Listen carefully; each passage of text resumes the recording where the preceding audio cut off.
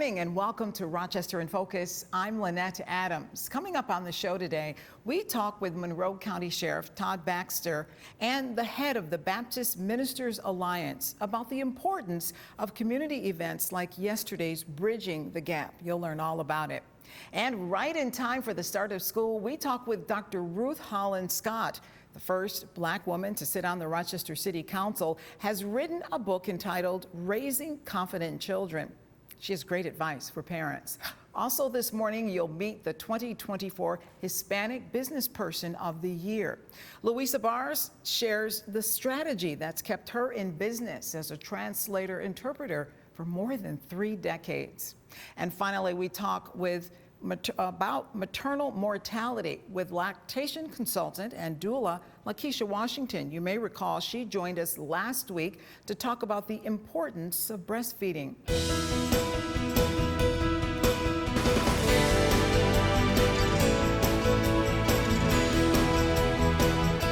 Today we're talking with Senior Pastor Donald Stevens as well as Sheriff Todd Baxter about Bridging the Gap.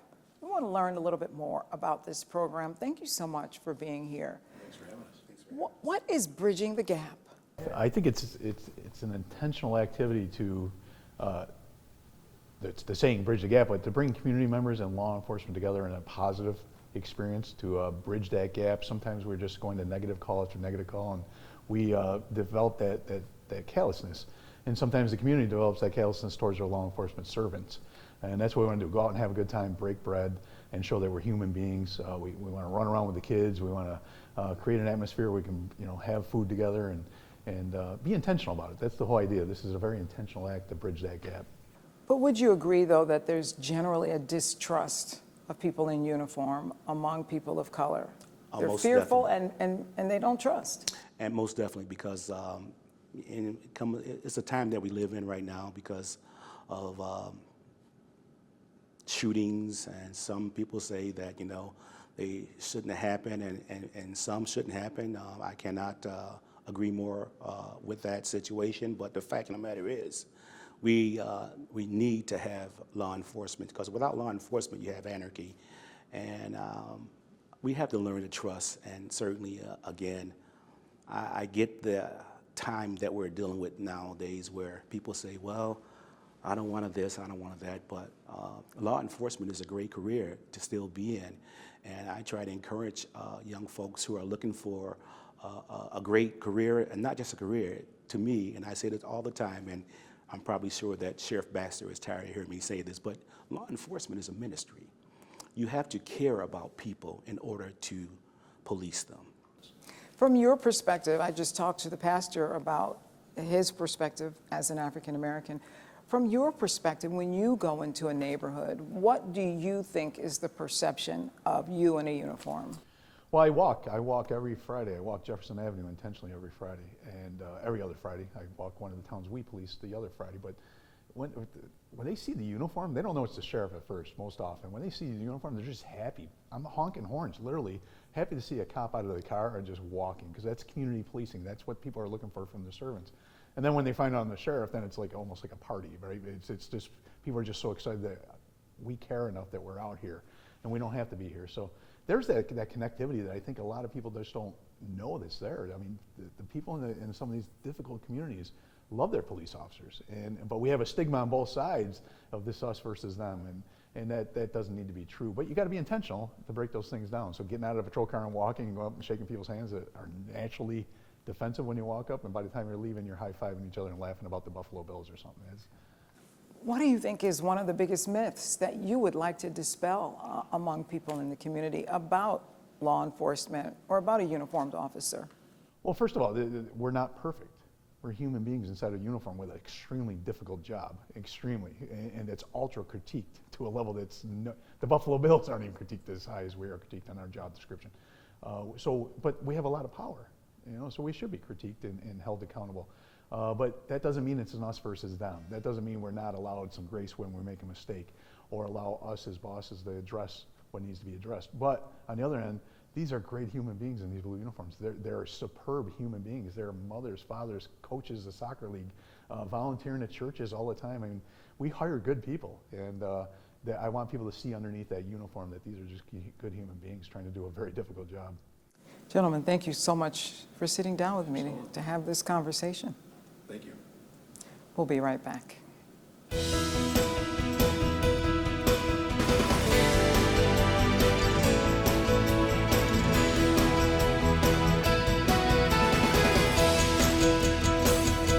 I'm talking with Dr. Ruth Holland Scott. She's written a book on raising confident children, and she's talking with me this afternoon about some of what she's written in the book. I'm excited to hear about this book, and I'm excited to talk with you. Oh, I'm excited to talk with you too. Excellent. Enjoy Let's yourself. get to it. Raising confident children. Is it possible to do that in Yes, 2024? I believe so.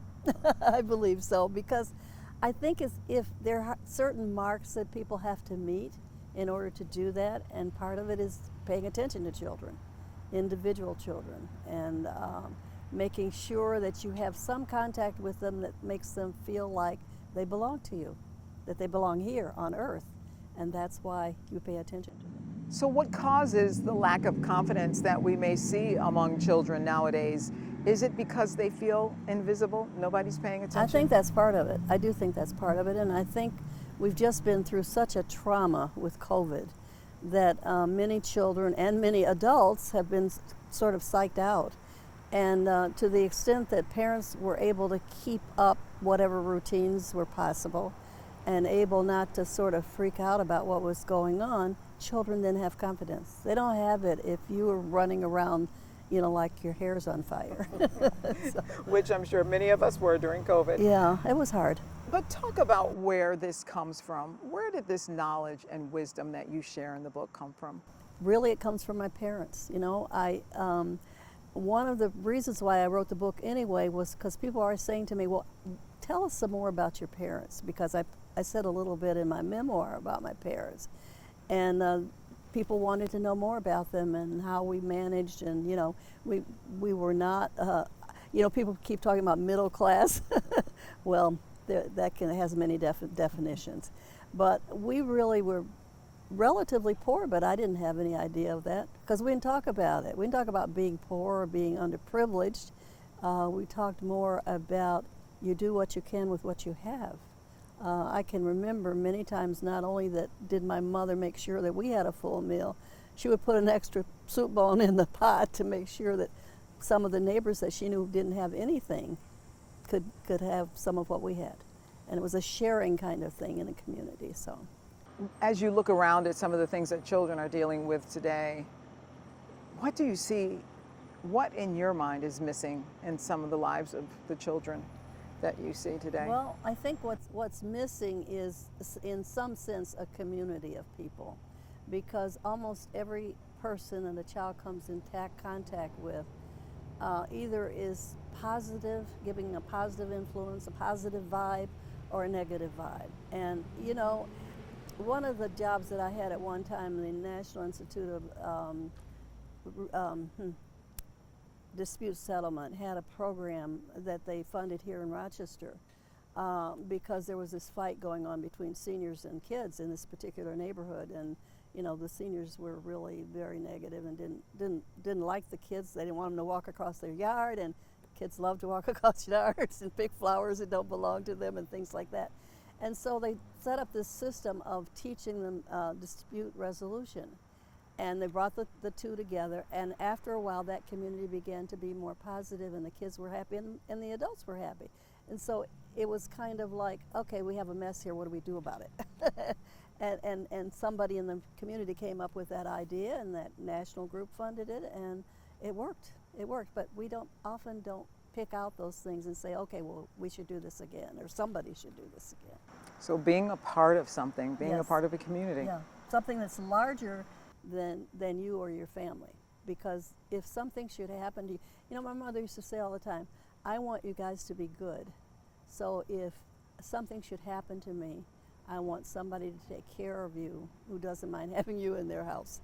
And I thought that was, you know, but both my mother and father had parents who died when they were 5 years old and 6 years old. And they were adopted as informally, as a lot of families do still and used to do during those years.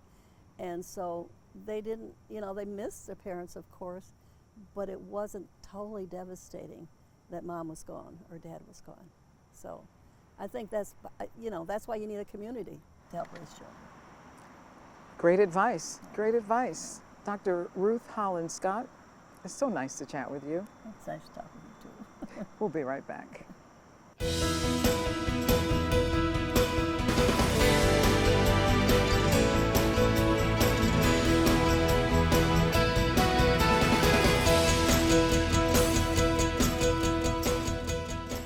Talking with Louisa Bars. She is the 2024 Hispanic Business Person of the Year, nominated by the Hispanic Business Association in Rochester. It's a pleasure to sit down and talk with you. What an honor to be the 2024 Business Person of the Year. Hispanic Business Person of the Year. What does that mean to you? Well, it means recognition, I guess, for the many years that I have been in business. I think the Hispanic Business Association does a good job encouraging Hispanics to be business persons. And they have been doing this for many, many years in Rochester. And I think it is important to recognize that Hispanics have a lot to offer. Well, I know you've been doing this for a long time. Your business is mass translation and interpreter services, and you've been doing that for more than 35 years. What made you decide to start this business? Back in 1987, I got a report from an agency, and the translation was so bad that I said, no, this is not right, because, you know, the organization paid a lot of money to have a translation that wasn't correct. To begin with, table of content was translated as mesa de contento, that in English would be table of content, of happy. Table of happy for table of content. And I said, no, that was the beginning. And from then on, you can imagine. So I decided, no, I will do something about this. So I contacted the agency, and since then they have been my clients. Tell me, what would you say is the reason for your longevity and your success? I have a commitment to the people I serve. So my feeling is, if you hire me to do a job for you and you say, I need this by such a date, I will make sure that you get it at such a date. And it's very important to keep the needs of your clients in mind, and to know that if you promise to do something by such a date or whatever, that you are going to do it. Talk about having the confidence to start your own business. Well, the translation issue started very early in life. When I went to the university in Puerto Rico, the textbooks were in English, but classes were in Spanish, the tests were in Spanish, and I didn't know enough English to be able to understand the textbooks. So I walk around with a bilingual dictionary, basically translating the textbooks. So I did that for 3 years, and after 3 years I was able to understand. So since then I've been translating. Yes. I wonder too if it's about your ethnic pride too. It's about preserving what is true to you, and making sure, you talked earlier about making sure to translate correctly. And that has to be a part of the pride of where you're from and who you are, right? Yes, exactly. being a Puerto Rican, I feel proud in that fact. I would imagine it means something even more coming in America, coming in this country, recognizing your excellence in business. Well, it really humbles me because I wasn't expecting this, and I'm really surprised and very grateful. Louisa, so awesome to have you Thank chatting you. with me today. And congratulations to you. Thank you very much. We'll be right back.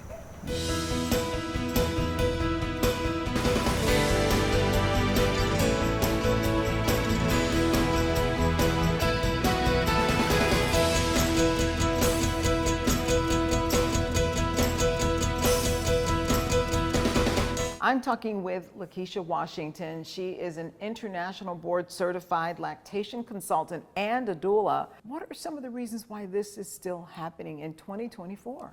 Yeah, so I think one of the main barriers is systemic racism.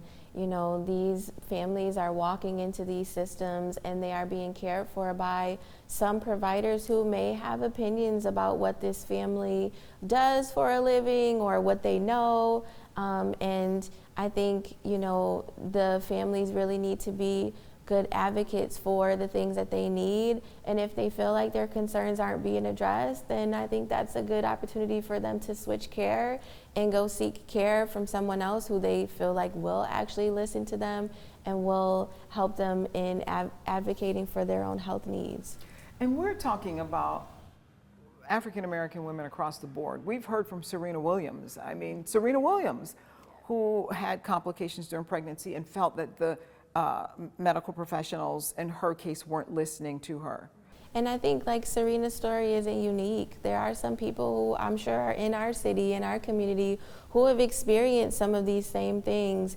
And yes, their status may be a little bit different from Serena, but as someone who I'm sure is well educated and well versed in her health, she wasn't listened to. And so, you know, you have families coming into an establishment with some of these preconceived feelings of lack of trust, and they just want the right care. They just want support. They want to be cared for in a way that is, you know, happy. When we think about labor and birth and bringing a new baby into this world, this should be a very happy and supportive time frame. And sometimes people walk into these establishments and they feel like they're on guard, like they have to kind of be their own advocate, and they have to have this very this wall up when it shouldn't be like that. They should be feeling like this is an exciting time. Everybody's here to support us and to make sure that the health of the mom and the baby are being accounted for. We talked a little bit about advocating for yourself. How does a woman of color advocate for herself? Would you recommend that she make sure to have someone with her at every appointment, and no matter what's going on, she doesn't go it alone? Yes, absolutely. I would say make sure you have your support person with you at those prenatal appointments, at those ultrasound appointments. If you have to have genetic testing, bring someone with you, because it's hard when you're the person getting the care to remember all the things. If you have questions in between your appointments, you should write those down and bring those with you to some of those appointments.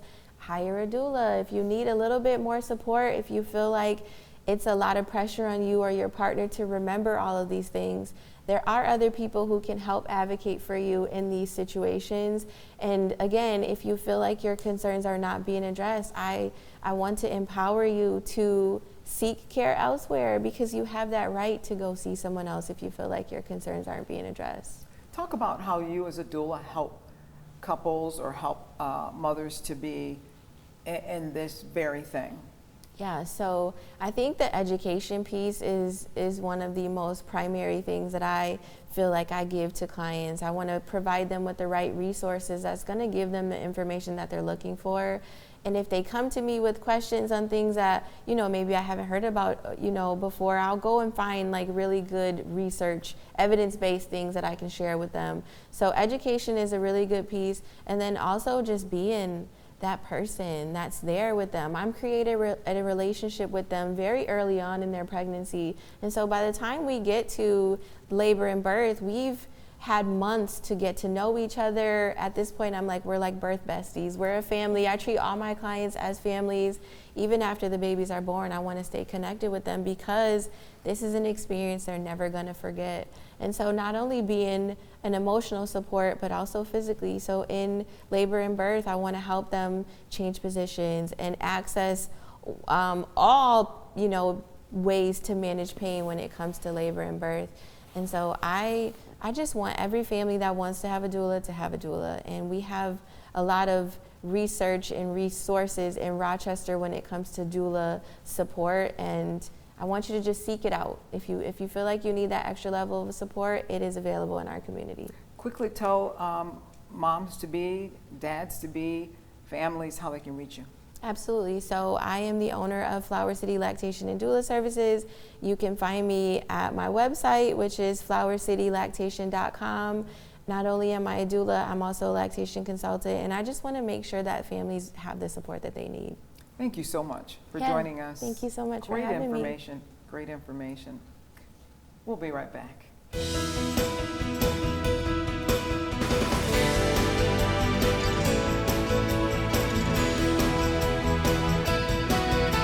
A special thank you to all of our guests. If you would like to be a guest on Rochester in Focus, you can reach News 10 NBC at 232-1010 or send us an email at RIF or RIF@WHEC.com.